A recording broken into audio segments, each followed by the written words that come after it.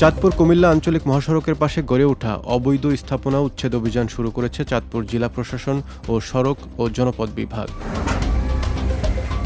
সোমবার চাঁদপুর শহরের ওয়ালেস বাজার এলাকা থেকে এই অভিযান শুরু করা হয়। পরে মহাসড়কের বিভিন্ন এলাকায় অভিযান পরিচালনা করে সড়কের জায়গা দখল করে গড়ে ওঠা বিভিন্ন অবৈধ স্থাপনা ও দোকানপাট উচ্ছেদ করা হয়। চাঁদপুর সড়ক ও জনপথ বিভাগের নির্বাহী প্রকৌশলী মোহাম্মদ ইউনুস আলী বলেন, চাঁদপুর কুমিল্লা মহাসড়কের প্রায় ৪৮ কিলোমিটার এলাকায় ৬ শতাধিক অবৈধ স্থাপনা ও দোকানপাট রয়েছে। পর্যায়ক্রমে এসব স্থাপনা উচ্ছেদ করা হবে। উচ্ছেদ করা জায়গায় ইন্টারসেকশন ও বৃক্ষরোপণ করা হবে।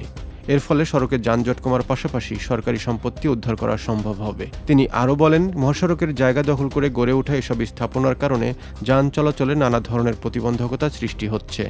দীর্ঘদিন ধরে সড়কের পাশে অবৈধভাবে স্থাপনা গড়ে ওঠায় সড়কের স্বাভাবিক পরিবেশও ব্যাহত হচ্ছে।